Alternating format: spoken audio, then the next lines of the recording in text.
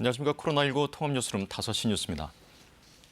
정부가 백신을 예약하고도 백신 부족으로 접종을 받지 못한 사람들에게 다음 달 초 화이자 백신을 최우선 접종하기로 했습니다. 또한 지난주 희귀 혈전증으로 숨진 30대 남성에 대해 백신과 사망과의 인과성을 처음으로 공식 인정했습니다. 성민수 기자입니다. 아스트라제네카 백신을 예약했지만 백신 물량 부족으로 이달까지 접종받지 못하는 고령층은 약 20만 명. 방역 당국은 이들에게 다음 달 5일부터 화이자 백신을 접종하기로 했습니다. 사전 예약자 중에 6월 달에 백신 접종을 완료하지 못한 대상자, 현재는 약 20만 명 정도로 추정하고 있습니다. 1차 접종은 7월 5일부터 17일 사이에 실시할 예정입니다. 예약은 모레 0시부터 8일 동안 인터넷 예방접종 사이트와 콜센터 등을 통해 받습니다. 당국은 예약 대상자에게 별도의 안내 메시지를 보낼 계획입니다. 다만 고령층 가운데 접종 예약을 한 적이 없거나 예약 뒤 아무 연락 없이 접종을 받지 않은 경우는 재예약 대상에서 제외됩니다. 상반기 접종은 사실상 마무리 단계에 들어섰습니다. 1차 접종을 마친 사람은 1,501만 명을 넘어 전체 인구의 30% 가까이 접종을 받은 것으로 집계됐습니다. 정부는 다음 달 다시 1차 접종의 속도를 올릴 계획입니다. 백신 수급에는 문제가 없을 거라면서 3분기에는 주로 화이자, 모더나 백신이 공급될 거라고 밝혔습니다. 현재까지 신고된 예방접종 이상 반응 사례는 6만 6천여 건입니다. 예방접종 피해조사반은 아스트라제네카 백신을 맞은 뒤 지난주 혈소판 감소성 혈전증으로 숨진 30대 남성에 대해 백신과의 인과성을 인정했습니다. 백신 접종 뒤 사망한 국내 첫 사례입니다. 당국은 아스트라제네카와 얀센 백신을 접종한 지 28일 이내에 심한 두통과 구토가 있거나 작은 충격에도 멍이 생길 경우 병원을 찾으라고 권고했습니다. 코로나19 신규 확진자는 하루 새 357명 늘어 엿새 만에 300명대로 내려왔습니다. KBS 뉴스 성민수입니다. 쿠팡 이천물류센터 화재 현장에서 순직한 고 김동식 구조대장의 연결식이 오늘 오전 엄수됐습니다. 한편 정밀 안전진단을 진행한 소방당국은 건물 붕괴 가능성은 낮다고 보고 건물 내부에 인력과 장비를 투입해 잔불 진화 작업에 나섰습니다. 윤나경 기자가 보도합니다. 고인의 명복을 비는 묵념이 있겠습니다. 쿠팡 이천물류센터 화재 현장에서 순직한 고 김동식 구조대장의 연결식이 오늘 오전 광주시민체육관에서 경기도청장으로 엄수됐습니다. 연결식에는 유족과 동료 소방관 등 90여 명이 참석해 고인의 명복을 빌었습니다. 고인은 하마의 현장 맨 앞에서 생명을 구하는 길을 열었고 모두의 안전을 챙기며 가장 나중까지 길을 지켰습니다. 김 대장은 지난 17일 오전 대원 4명과 함께 내부로 투입됐다가 갑자기 불길이 새지면서 혼자만 빠져나오지 못했습니다. 이후 실종 47시간 만인 지난 19일 오전 지하 2층에서 발견됐습니다. 김 대장의 빈소엔 이틀 동안 동료들과 시민들의 조문이 끊이지 않았습니다. 소방령으로 1계급 특진된 김 대장은 연결식이 끝나고 국립대전현충원에 안장됐습니다. 닷새째 진화 작업이 계속되고 있는 화재 현장에선 오늘 오전 2차 정밀 안전진단이 진행됐습니다. 소방당국은 안전진단 결과 건물 붕괴 등의 가능성은 낮다고 보고 우선 소방 인력 70명과 장비 20대를 건물 내부로 투입해 잔불 진화 작업에 나섰습니다. 하지만 창고 규모가 워낙 크고 가연성 물질도 많아서 완진까지는 이틀은 더 걸릴 것으로 예상하고 있습니다. 또 화재 원인을 조사하는 과정에서 화재 초기에 스프링클러가 8분 정도 늦게 작동한 정황이 드러났습니다. 잦은 오작동으로 인해 누군가가 잠궈놓은 것으로 추정되고 있습니다. 경찰은 진화가 끝나는 대로 현장 감식 등을 진행해 정확한 화재 원인을 조사하고 스프링클러를 조작한 사실이 확인되면 관련자를 처벌한다는 방침입니다. KBS 뉴스 윤나경입니다. 민주당은 내일 의원총회를 열어 경선 연기론에 대해서 논의를 하는데 대선 주자 진영 간의 생각 차이가 극명해서 전면전이 벌어질 분위기입니다. 한편 국민의힘 지도부는 윤석열 엑스파일 논란과 관련해서 윤 전 총장을 적극 엄호하고 나섰습니다. 안다영 기자가 보도합니다. 대선 경선 일정을 논의할 의원총회를 하루 앞두고 오늘은 경선 연기를 주장하는 대선 주자들이 전면에 나섰습니다. 선거라고 하는 것은 상대가 있는 거 아닙니까? 그래서 상대가 어떻게 하느냐와 보조를 맞추는 것도 매우 중요하거든요. 정권 재창출을 위한 충정에서 의견을 말하는 것으로 믿고 있고 또 그래야 한다고 생각합니다. 반면 이재명 지사 측은 예정대로 9월에 후보를 뽑자는 입장이어서 내일 의원총회에선 대선 주자 진영 간 전면전이 벌어질 수 있습니다. 이런 가운데 경선 연기의 뜻을 같이 하는 이낙연, 정세균, 이광재 측이 정책토론회를 공동 주최해 반 이재명 전선 구축 아니냐는 해석도 나오고 있습니다. 윤석열 전 검찰총장에 대한 의혹이 담겨 있다는 이른바 엑스파일 논란에 대해 국민의힘 지도부는 윤 전 총장을 엄호하고 나섰습니다. 이준석 대표는 문제가 되는 내용이 있다면 문재인 정부가 이미 문제를 삼았을 것이라며 사실이 아닐 것이라고 주장했습니다. 내용 없이 회자되는 엑스파일은 국민들에게 피로감과 그리고 정치권에 대한 짜증만을 유발할 뿐입니다. 김기현 원내대표는 페이스북 글을 통해 저질스러운 공작 정치라며 당 차원의 야권 후보 보호 대책을 강구해 나가겠다고 밝혔습니다. 국민의힘과 합당 논의 중인 국민의당 안철수 대표도 공작 정치 개시의 신호탄이라 비판한 뒤 앞서 파일을 언급했던 송영길 대표를 향해 엑스파일을 즉시 공개하라고 압박했습니다. KBS 뉴스 안다영입니다. 미국 바이든 행정부 출범 이후 첫 한미일 북핵 수석대표 협의가 오늘 서울에서 열렸습니다. 미국의 새 대북 정책은 북한과의 외교에 열려 있음을 다시 한번 강조하며 북한의 대화 복귀를 촉구했습니다. 신선민 기자입니다. 바이든 정부 출범 이후 첫 한미일 북핵 대표 협의에 참석한 성김 미 대북 특별대표.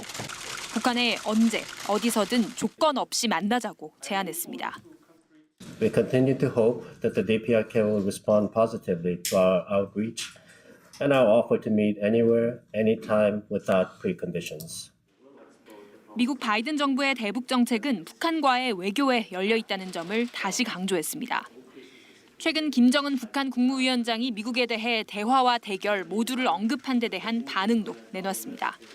성김 대표는 특히 김 위원장이 대화를 언급한 것은 조만간 긍정적인 응답을 받을 수 있다는 의미이길 기대한다고 밝혔습니다.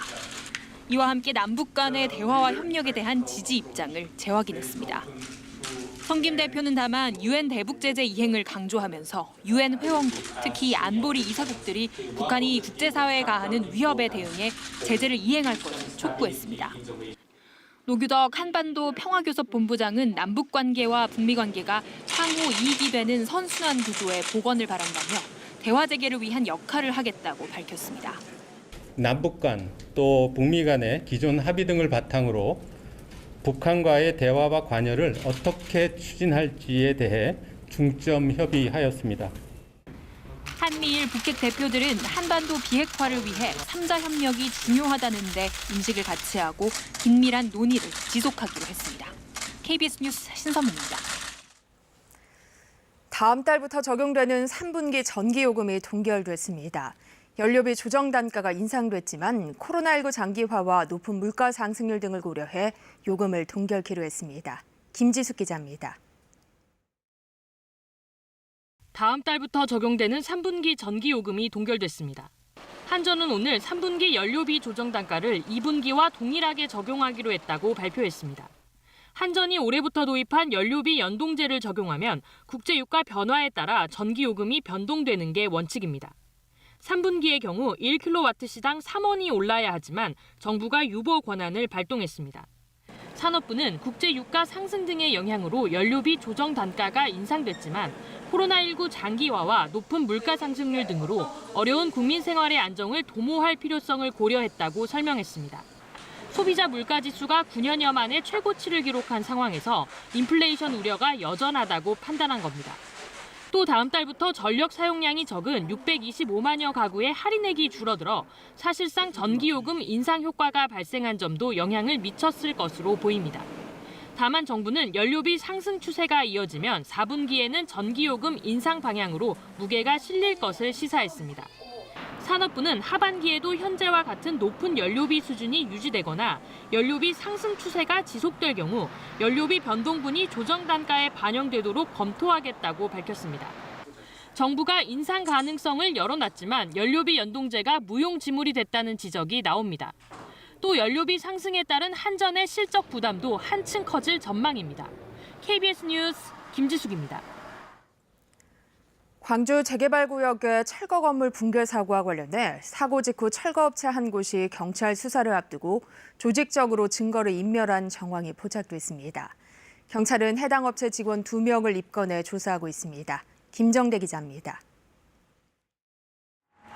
광주경찰은 지난주 건물 붕괴 사고와 관련한 불법 다단계 하도급 등 철거 계약 문제를 수사하기 위해 관련 업체를 압수수색했습니다. 재개발조합 사무실과 철거업체, 광주 동구청 등 압수수색 대상만 10곳이었습니다. 그런데 철거업체 가운데 한 곳인 다원 ENC에서 압수수색을 앞두고 조직적인 증거 인멸이 이뤄진 정황이 포착됐습니다. 붕괴 사고 나흘째인 지난 13일 다원 ENC 본사 내 컴퓨터 하드디스크가 직원에 의해 교체된 겁니다. 증거 인멸을 한 직원은 이 같은 행위가 찍힌 CCTV도 삭제한 것으로 파악됐습니다. 다원 ENC는 철거공사 일부를 수주한 뒤 또 다른 업체에 불법 재하도급을 준 곳입니다. 경찰은 다원 ENC 직원 2명을 증거인멸과 증거인멸 교사 혐의로 입건하고 이들이 하드디스크를 교체한 이유 등을 조사하고 있습니다. 증거인멸 혐의로 2명이 추가 입건되면서 현재까지 철거 계약과 관련해 경찰에 입건된 피의자는 모두 11명으로 늘었습니다. KBS 뉴스 김정대입니다. 오거돈 전 부산시장에 대해 직원 강제추행 혐의로 검찰이 징역 7년을 구형했습니다. 이 여성단체는 구형의 기대에 미치지 못했다며 거듭 엄벌을 촉구했는데요. 이에 오 전 시장 측은 일부 혐의를 부인하며 맞섰습니다. 보도에 정민규 기자입니다. 검찰의 구형이 예정된 결심 공판을 앞두고 법원의 모습을 드러낸 오거돈 전 부산시장. 쏟아지는 질문에 아무런 말 없이 법정으로 들어섰습니다. 검찰은 오 전 시장에게 강제추행치상, 강제추행 미수, 무고 혐의를 적용해 징역 7년을 구형했습니다. 또 성폭력 치료 프로그램 이수와 신상정보 공개 고지 명령, 아동청소년, 장애인 복지시설 취업 제한 명령 5년도 함께 내려달라고 요청했습니다. 검찰은 이번 사건을 오 전 시장이 지위와 권력을 남용한 권력형 성범죄로 규정했습니다.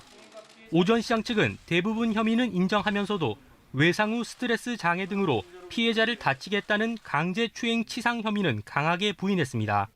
오 전 시장도 최후 변론에서 피해자에게 사과의 뜻을 전하고 재판부에는 최대한 선처를 호소했습니다. 하지만 공판을 지켜본 여성단체는 사과의 진실성을 찾아볼 수 없다며 오 전 시장에 대한 엄벌을 거듭 촉구했습니다. 조금도 반성하지 않는 오거돈을 보면서 정말 법정 최고형을 구형해야 된다는 생각이 듭니다. 결국 상대적으로 혐의가 무거운 강제추행치상 적용 여부에 따라 처벌 수위도 판가름 날 전망입니다. 이제 판단은 재판부의 손에 넘겨졌습니다. 오 전 시장의 형량을 결정할 1심 선고 공판은 오는 29일 열릴 예정입니다. KBS 뉴스 정민규입니다. 박범계 법무부 장관이 다가올 검찰 중간 간부 인사가 역대 최대 규모가 될 것이라고 예고를 했습니다. 주요 현안 수사팀의 대거 교체 전망 속에 박 장관이 어제 김호수 검찰총장을 만나 이번 인사에 대한 구체적인 의견을 들었다고 말했습니다. 이유민 기자가 보도합니다. 지난 4일 검사장급 이상 검찰 고위 간부 인사를 단행한 박범계 법무부 장관. 이어질 중간 간부 인사는 역대 최대 규모가 될 거라고 전망했습니다. 일선지검의 차장과 부장을 뜻하는 고검 검사급 전체 보직 대부분에 대한 승진 전보 인사가 될 거란 겁니다. 김학의 전 차관 관련 사건이나 월성원전 사건 등 주요 현안 수사팀이 대거 교체되리란 전망이 나옵니다. 앞서 박 장관은 자신의 SNS 등에서 김 전 차관 관련 사건을 수사 중인 수원지검 수사팀을 겨냥해 이해상충이라고 지적한 바 있습니다. 하지만 박 장관은 주요 현안 수사팀의 거취에 대해선 내용을 밝힐 시점이 아닌 것 같다며 즉답을 피했습니다. 박 장관은 어제 김호수 검찰총장과 만난 자리에서 구체적인 인사 의견을 들었다며 특정 인물에 대한 논의도 있었다고 전했습니다.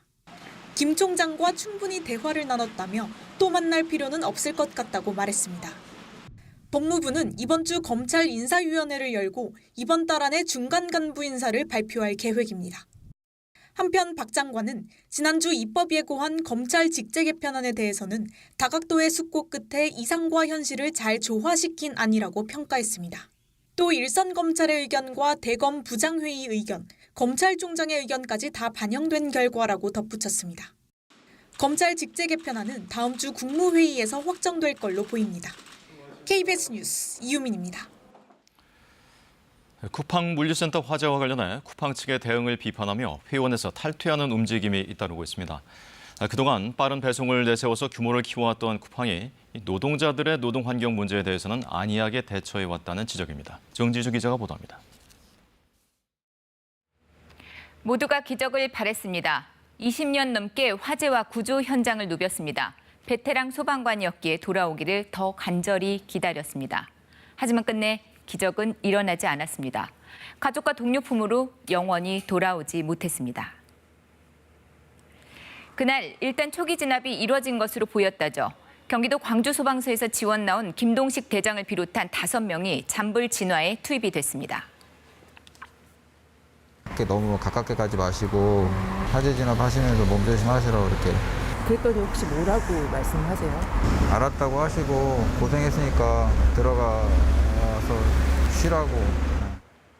하지만 갑작스레 다시 연소가 일어났고요. 대피한 대원들 사이에서 김 대장의 모습은 보이질 않았습니다.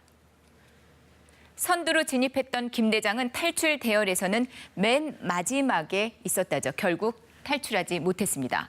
유독가스와 열기로 가득 찼던 지하 2층이었습니다. 김 대장은 일반적으로 20분 정도만 버틸 수 있는 산소통 하나를 메고 있었다는데요. 불길 잘 안 잡혔습니다. 안타까운 시간만 흘렀죠. 그리고 토요일 오전 안전진단 이뤄졌고요. 바로 구조대가 투입이 됐습니다. 실종 47시간 만에 김 대장은 결국 숨진 채 발견이 됐습니다.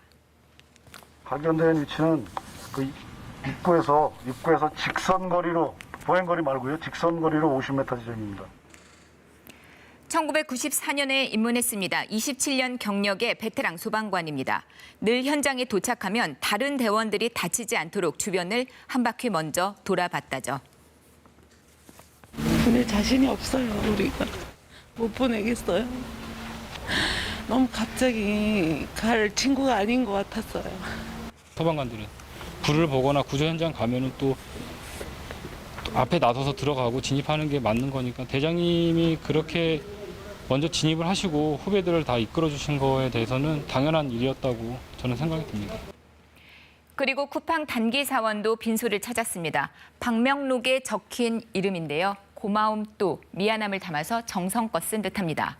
이분이 불이 난 현장에서 일했던 분인지는 알 수 없지만요. 그날 근무자들은 다행히 모두들 대피를 했다죠. 하지만 화재로 일터를 잃었습니다. 쿠팡 측은 상시직 1,700명에게는 급여를 정상적으로 지급하고요. 단기직을 포함한 다른 직원들에게는 쿠팡 사업장 다른 곳에서 일할 수 있도록 하겠다고 밝혔습니다. 로켓 배송으로 대표되는 빠른 배송을 내세우고 있습니다. 이커머스 대표 주자가 됐죠. 밖으로 쿠팡은 급성장했습니다마는 안으로는 노동자들에게 지나친 업무량을 강요한다는 문제가 꾸준히 제기돼 왔습니다. 과로사 대책위는 쿠팡에서 지난해 4명, 올해는 2명의 과로사가 발생했다고 주장을 하기도 했거든요.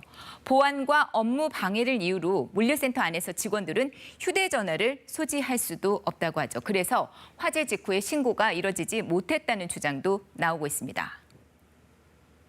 화재와 노동자 안전에 대한 쿠팡의 안일한 태도가 이번 사고 과정에서 여실히 드러났다는 비판이 나오고 있는 이유입니다.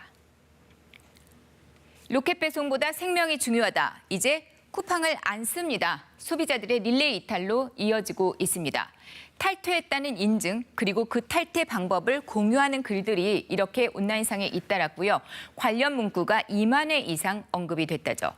로켓 배송을 대체할 수 있는 국내 업체들 명단도 이런 식으로 공유가 되고 있는데요. 쿠팡 측은 일단 탈퇴 회원 규모 등은 구체적으로 파악해보지 않았다고 밝혔습니다. 화재 예방을 위해 모든 물류센터와 사업장에 대한 특별 점검을 진행하겠다고 덧붙였습니다. KBS 뉴스 정지주입니다. 6년 동안 휴대전화 5천여 대를 몰래 빼돌려 팔아온 통신사 대리점 직원이 구속됐습니다. 그는 이렇게 빼돌린 휴대전화를 작물업자에게 넘기고 개인 통장으로 37억 원을 받아 챙겼습니다. 송국혜 기자입니다. 충북 청주의 모 통신사 대리점 사무실입니다. 재고 담당 직원 A씨가 창고에서 상자를 꺼내 자신의 책상 밑에 둡니다. A씨는 6년 동안 이런 식으로 새 휴대전화 5천여 대를 빼돌렸습니다. 모두 53억 원 상당입니다. A씨는 휴대전화를 작물업자에게 넘긴 뒤 37억 원을 개인 통장으로 입금받아 외제 스포츠카와 명품 등을 구입해온 것으로 드러났습니다. 경찰은 A씨가 대리점에서 직접 일련 번호를 등록해야 하는 제조사 직거래 단말기만 노렸다고 밝혔습니다. 이런 단말기를 전산 시스템에 등록하지 않고 빼돌려왔다는 겁니다. A씨에게 휴대전화를 넘겨받은 작물업자 2명은 전국 각지의 대리점에 최대 30% 이상 싸게 팔아 넘겨 입건됐습니다. 피해 대리점 측은 불법 유통된 단말기를 사들인 대리점 60여 곳을 상대로 추가 수사를 의뢰할 예정입니다. 이 업자들이 이제 통신사용 단말기를 이제 매입을 해서 이제 다른 대리점에 물건을 또 팔았던데 일련 번호들이 다 있으니까 이력 관리가 자동으로 될 수 있게 해주시면. 경찰은 대전의 모 통신사 대리점에서도 직원이 2년 넘게 빼돌린 3억 원어치의 휴대전화 수백 대가 다른 대리점에서 개통된 정황을 확인하고 수사하고 있습니다. KBS 뉴스 송국혜입니다. 광주의 철거 건물 붕괴 사고 이후 철거 공사 현장의 안전을 강화해야 한다는 목소리가 높은데요. 세종시의 한 아파트 철거 현장에서 보다 안전한 철거를 위해 높이 30m에 이르는 특수 굴착기를 이용해 철거에 나서 눈길을 끌고 있습니다. 최선준 기자의 보도입니다. 지난 9일 17명의 사상자를 낸 광주 철거 건물 붕괴 사고. 굴착기 높이가 낮아 건물 중간부터 해체를 시작한 게 사고 원인 가운데 하나였습니다. 지난달 1일엔 건물 4층에서 철거 작업 중이던 굴착기에 기름을 넣던 인부가 철골이 무너지면서 추락해 숨지기도 했습니다. 주택과 도로가 바로 붙어 있는 세종시 원도심의 6층짜리 아파트 철거 현장. 30m 높이에 이르는 특수 굴착기가 건물 중앙 꼭대기부터 구조물을 하나씩 부숩니다. 작업자 안전을 위해 운전석엔 보호 철판도 설치됐습니다. 특수 굴착기 한 대 가격은 일반 굴착기의 2배인 8억 원대. 이 특수 장비를 사용하면 공사 기간이 길어져 비용이 3배가량 많이 들지만 인근 주민과 작업자들의 안전을 위해 이 철거 공법을 사용했다는 게 건설사의 설명입니다. 건물 양쪽 벽에는 강철 버팀대를 이중으로 박아 건물 해체 도중 외벽이 갑자기 무너지지 않도록 했습니다. 국토부 안전전문진단기관 협조를 거쳐서 철거 계획을 면밀하게 수립하고 그에 따라서 적정한 철거 공법, 업체, 장비를 선정해서 지형지물과 건물 구조를 고려한 안전한 철거 장비와 방식이 전국의 많은 철거 공사 현장에 본보기가 될 것으로 보입니다. KBS 뉴스 최선중입니다. 최근 나흘 동안 전동 킥보드 이용자들의 법 위반이 서울에서만 240여 건이 적발됐습니다. 서울경찰청은 개인형 이동장치 단속을 시작한 지난 13일 이후 나흘 동안 안전모 미착용 175건과 무면허 운전 14건, 음주운전 11건 등 모두 244건의 법 위반 사항을 적발했다고 밝혔습니다. 직전 한 달 동안 계도 기간에 비해 전체 적발 건수는 줄었지만 안전모 미착용은 153건에서 175건으로 14% 증가했습니다. 군에 납품하는 농산물 조달 가격이 너무 낮게 책정돼 군 급식이 부실해지고 있다는 주장이 제기됐습니다.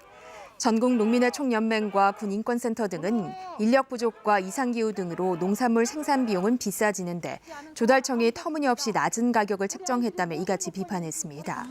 이들은 또 농민이 협상에 참여하지 않고 농협중앙회가 독단적으로 가격을 결정하는 게 문제라며 농산물 저가 경쟁은 군 급식을 부실화해 장병들의 건강에도 타격을 줄 것이라고 주장했습니다. 이어서 오늘의 주식 시황을 KB증권에서 전해드립니다. KB증권입니다. 국내 증시가 미국 증시 부진의 영향을 받으면서 저조한 흐름을 보인 하루였습니다. 코스피가 3,240선으로 밀려났고 코스닥 역시 외국인과 기관의 팔자에 약세로 마감했습니다. 오늘 코스피는 27.14포인트 하락한 3,240.79에 코스닥은 4.89포인트 내린 1,010.99에 마감됐습니다. 지난 주말 미국 증시는 연준이 예상보다 빨리 기준금리를 인상할 수 있다는 우려 속에 일제히 내림세를 보였습니다. 이에 코스피도 그 영향을 받으면서 기관과 외국인의 매도세에 하락 마감했습니다. 한국전력이 3분기 전기요금이 동결되면서 실적 부담 우려감에 6%대 급락세를 보였고 하이브가 차익 실현 매물이 쏟아지며 8거래일 만에 하락 마감했습니다. 대한항공은 해상운임 급등에 따른 반사이익 기대감에도 이틀 연속 저조한 흐름을 보였습니다. 반면 진단키트 관련주 시젠이 코로나 델타 변이 바이러스 확산에 대한 우려 속에 16%대 강세를 보이며 이틀 연속 상승 마감했습니다. 오늘 원달러 환율은 2원 40전 오른 1134원 70전에 거래를 마쳤습니다. 지금까지 KB증권이었습니다. 오늘 광주와 경남 경산에서는 양산에서는 기온이 32.8도까지 오르면서 올해 최고 기온을 기록했습니다. 동해안을 뺀 대부분 지역에서도 기온이 30도 안팎까지 오르면서 날이 많이 더웠는데요. 이렇게 기온이 높게 오르면서 대기가 불안정해져 오늘 저녁 중부 내륙과 영남 내륙에는 소나기가 내리는 곳이 있겠고요. 동풍의 영향을 받는 동해안 지역에서는 비가 내리겠습니다. 내일도 기온이 오늘만큼 오르겠습니다. 동해안을 뺀 전국에서 기온이 30도 안팎까지 올라 날이 덥겠는데요. 이렇게 기온이 오르면서 내일도 전국적으로 소나기가 내릴 가능성이 높아 보입니다. 소나기가 내리는 동안 벼락과 돌풍이 동반되는 곳이 있겠고 곳에 따라서는 우박이 떨어질 가능성도 있습니다. 특히 오후부터 밤 사이에 충북과 남부 내륙에서는 시간당 20-30mm 안팎의 세찬 비가 쏟아지겠고 또 소나기 치고 예상되는 강수량도 많아서 우산을 꼭 챙겨서 나가시는 것이 좋겠습니다. 내일 아침 기온은 서울이 18도, 청주, 광주 19도, 대구, 진주 17도 등으로 오늘과 비슷하거나 조금 낮겠습니다.